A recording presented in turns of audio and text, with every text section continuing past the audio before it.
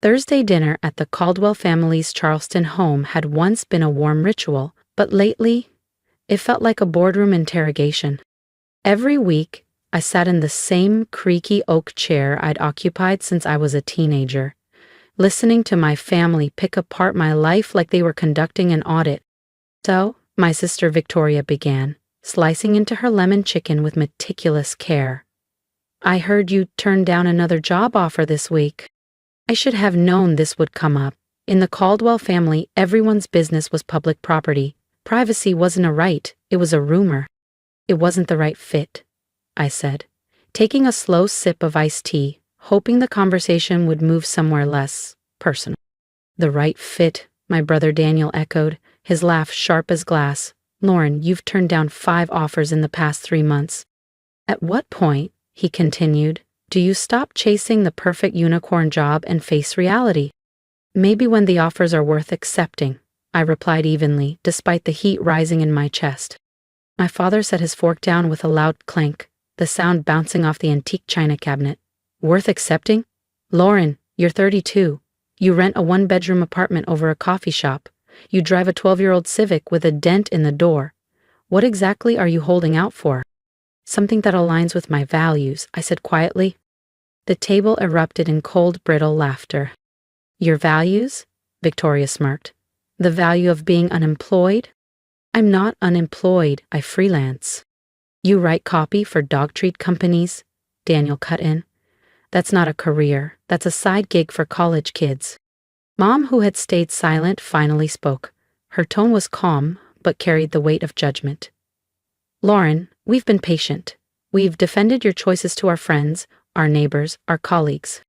"I never asked you to defend me," I said. "No, you didn't," Dad replied, "but we did it anyway. Because that's what family does." I kept my eyes on my plate, my grip tightening on the fork, determined not to give them the satisfaction of seeing me flinch. We protect each other, even when one of us makes choices that reflect poorly on the rest of us. Dad's words hung in the air like smoke, acrid, suffocating. "But our patience has limits," Mom continued. Her voice was steady, but her eyes carried the weight of something final. "And frankly, we're tired of being embarrassed by you." A cold knot formed in my stomach. This wasn't the usual round of criticism. This felt decisive. "What are you saying?" I asked, though part of me dreaded the answer. Victoria and Daniel exchanged a glance, the kind you give someone when you've rehearsed the lines ahead of time. This wasn't an off-the-cuff family intervention. This was a planned execution. "We're saying we can't keep associating with someone who refuses to live up to their potential," Victoria said smoothly. "It's hurting our reputations, our business relationships, our social circles." "Your social standing?" My voice carried more disbelief than I intended. "Yes," Daniel said sharply. "Do you know how humiliating it is to tell people my sister is a 32-year-old freelance copywriter? That doesn't exactly help me land new investment clients. And I'm up for senior partner at my law firm," Victoria added. "Having a sister who lives like a grad student doesn't exactly project stability." I stared at the people I'd shared decades of holidays, birthdays, and quiet Sunday mornings with, people now looking at me like I was a flaw in the family portrait. "So what?" I asked. "You want me to take any job, no matter how soul-crushing, just so you can feel less awkward at charity galas?" "We want you to grow up," Dad said flatly, "to stop pretending your principles outweigh your responsibilities." "What responsibilities?" I shot back. "I pay my own rent, my own bills. I don't ask you for anything." "You owe us the courtesy of not embarrassing us," Mom said coldly. "At least try to look successful." "I am successful," I said, my voice rising despite myself. "I do work that matters. Sustainable living, ethical consumerism, social justice. Topics that don't pay the bills," Victoria cut in.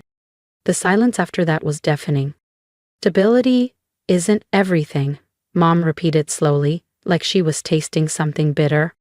"Lauren," Dad said, his voice dangerously quiet, "your mother and I have spent our entire lives building stability for this family. We've sacrificed, we've saved, we've planned. And you're telling us that none of it matters?" "That's not what I said."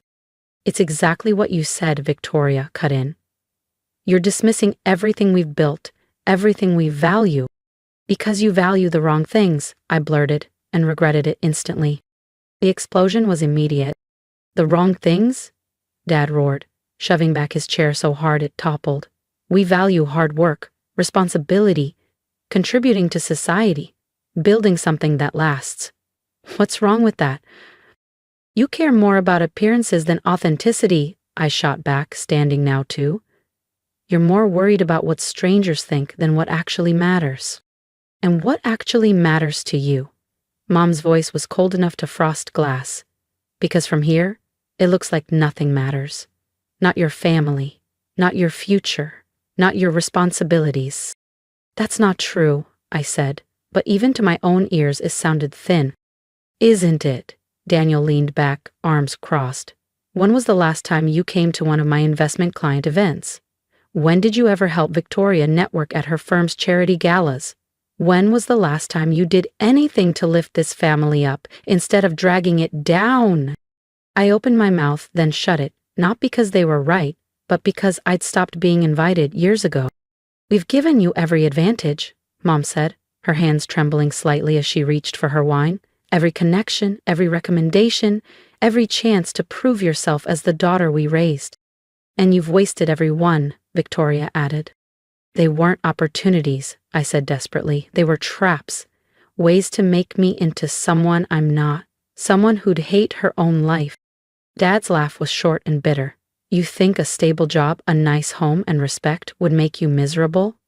Do you know what actually makes people miserable, Lauren? Poverty, instability, watching your own family be ashamed of you. The words hit harder than I expected. You're ashamed of me, I said quietly. If you want to know what I told them next, and why it left the whole table in stunned silence, make sure you subscribe so you don't miss the next part. It wasn't a question. The silence between us was thick with 3 decades of disappointment and unmet expectations. Finally, Mom spoke. You're officially dead to this family, she said, her tone calm, almost casual, like she was remarking on the weather. She picked up her fork and cut into her lemon chicken as if she hadn't just severed me from my own bloodline. Around the table, heads nodded, conversation resumed. Victoria asked Daniel about his latest investment trip. Dad commented on the Cabernet. Mom complimented herself on the seasoning. They laughed, they planned, they excluded me entirely as if I'd already vanished from existence. I stared down at my plate, my mind blank, until muscle memory made me check my phone. I expected nothing, maybe a spam email or a grocery store coupon. Instead, a notification lit up my screen.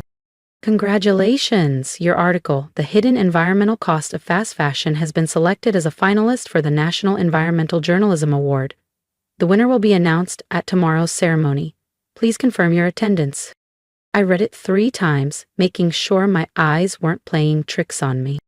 The National Environmental Journalism Award, a $50,000 grant, guaranteed features in top-tier publications. 6 months ago, I'd submitted that piece, the one I'd spent 3 months chasing across continents, speaking with cotton farmers, factory workers, corporate executives, and environmental scientists. It was work that mattered, work my family mocked as unpaid blogging. I slid my phone back into my purse without saying a word. Let them keep eating. Let them believe they'd cut off the family embarrassment. Tomorrow, they'd find out exactly what and who they'd just dismissed. The rest of dinner blurred into meaningless chatter. No one said goodbye when I left. No one walked me to the door. Back in my tiny apartment above the coffee shop, I spent the night pulling outfit options for a ceremony I'd never dared to imagine attending. The next morning, I slipped into my best dress, a simple black sheath I'd once worn to job interviews, and took an Uber to the Charleston Grand Hotel. When I stepped into the main ballroom, I froze. Hundreds of journalists, editors, and industry leaders filled the space. The air buzzed with ambition and achievement. I spotted faces I knew from television segments, names I'd seen in glossy magazine bylines, reporters whose work had inspired me for years. And now, somehow, I was here among them. The ceremony began with tributes to the year's most impactful environmental reporting. I sat toward the back, palms damp, heart thudding as each award was announced. Finally, they reached my category.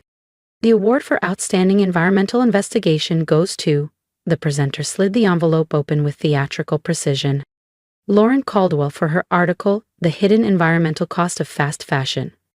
For a second, I forgot how to breathe.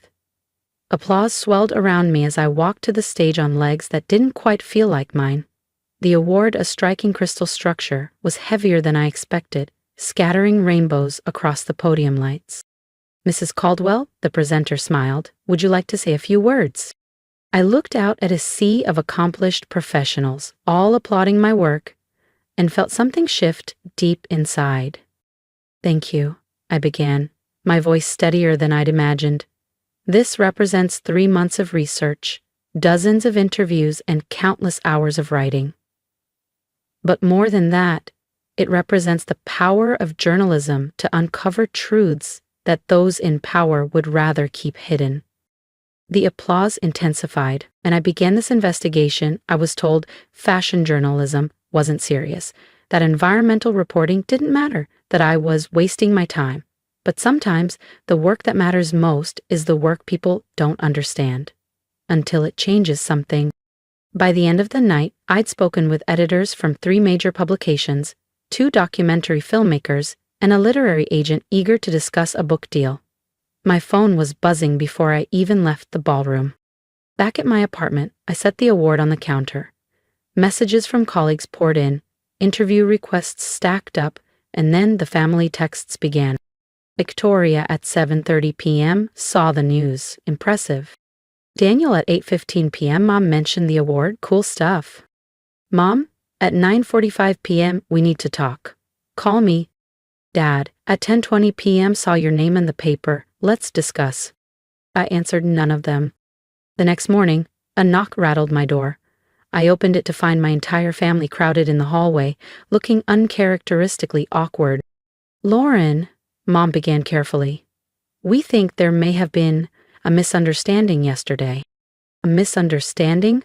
I repeated, my voice flat. We had no idea you were working on such important projects, Victoria said quickly. If you'd known, you would have. What? I asked. Treated me differently? Respected my choices? Not declared me dead to the family? Dad cleared his throat. We may have been hasty in our judgment. Hasty, I said. That's one way to put it. Daniel shifted uncomfortably. This award, it's a big deal, isn't it? It's the most prestigious award in environmental journalism, I said matter-of-factly. And the prize money? Mom asked carefully. $50,000, I confirmed, plus guaranteed publication in major outlets. The silence stretched as they processed that. Lauren, Dad said finally, we owe you an apology. Do you? I asked. Because yesterday you told me my work didn't matter, that my values were wrong, that I was an embarrassment. We didn't understand, Victoria began. You didn't try to understand, I cut in. For years you dismissed my work without once asking what I actually do, what my goals are, what I'm trying to accomplish. You wrote about dog food, Daniel said weakly. One article, I corrected, about sustainable pet food manufacturing, out of hundreds. But that's the only one you remember because it fits the narrative you built about me. Mom stepped forward. We want to make this right. How? I asked. How do you fix years of treating me like a failure? Years of choosing your reputation over my happiness? We could celebrate, Victoria suggested. Have a family dinner to honor your achievement? I almost laughed. You want to throw me a party now? Now that my work's been validated by people you think matter? Lauren, please, Dad said, his voice tinged with something I'd never heard before. Desperation. We made a mistake. We judged you unfairly. We want to fix this. I looked at them, people who had made me feel small for so long. Here's what's going to happen, I said finally. I'll keep doing the work I believe in. If you can respect that, even when you don't understand it, then we can rebuild. If not, this conversation ends here. Of course, Mom said quickly. We want to support you. But if you ever go back to treating me like a disappointment, the moment the spotlight shifts, if you decide my work only matters when others praise it, then we're done. Permanently. They all nodded quickly, promising to listen more, to respect my choices, but I could see it in their eyes, the calculation, the subtle shift as they figured out how to use my success to their advantage. In the weeks that followed, they began weaving themselves into my recognition. Victoria mentioned my award to her law firm partners. Daniel brought it up with his investment clients. Mom and Dad bragged to their neighbors about their award-winning journalist's daughter. But they still didn't read my articles. They didn't ask about my next project. They only cared about the prestige, not the work itself. 3 months later, when the media buzz quieted and I was back to my steady freelance routine, their enthusiasm waned. Victoria stopped mentioning me at work. Daniel returned to his old jokes about my blogging career at family dinners. Mom and Dad resumed suggesting more stable career paths, now adding, "Of course, we're very proud of your award," as though that softened the sting. It hit me then, nothing had truly changed. They hadn't learned to value me. They'd only learned that my recognition could sometimes make them look good. So I made a decision. Using the connections I'd gained from the award, I secured a staff position at Verdant Weekly, a leading environmental magazine. It came with a strong salary, benefits, and the chance to work on investigations that could truly make a difference. Best of all, the magazine was based in Portland, Oregon, over 3,000 miles from Charleston, and the suffocating rhythm of Thursday dinners, where my worth was measured by others' approval. I didn't tell my family until after I'd moved. "You moved across the country without discussing it with us." Mom's voice was sharp with hurt.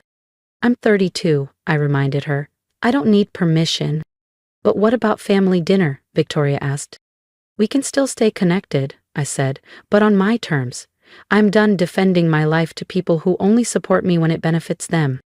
The conversations that followed were messy, full of old resentments, sharp words, and moments when I nearly hung up. But distance gave us something years of Thursday dinners never had: perspective.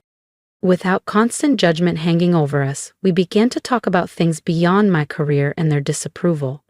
Victoria called after reading my piece on corporate environmental responsibility. "I had no idea companies were doing this," she admitted. "It's important work." Daniel texted me after my investigation into sustainable investing. "My clients are asking about this. Can we talk?" Even Mom and Dad started reading my articles, not to brag, but because they were curious. 2 years later, when I won a Pulitzer for exposing corruption inside the EPA, their response was different. They didn't rush to leverage it for social standing. They called simply to say, "We're proud of you. Your work matters." And for the first time, I believed them. The tiny apartment they mocked was now a light-fill Pearl District condo. The dented Civic was replaced by a hybrid I loved. My once-dismissed career had become both stable and meaningful. Sometimes you have to be pushed away from the table to finally find your seat in life. Here's my advice. Never let someone else's limited vision define your worth. Set boundaries. Chase the work that lights you up, even if others don't understand. Sometimes distance is the bridge that brings real connection, and sometimes rejection is the gift that frees you to become who you're meant to be.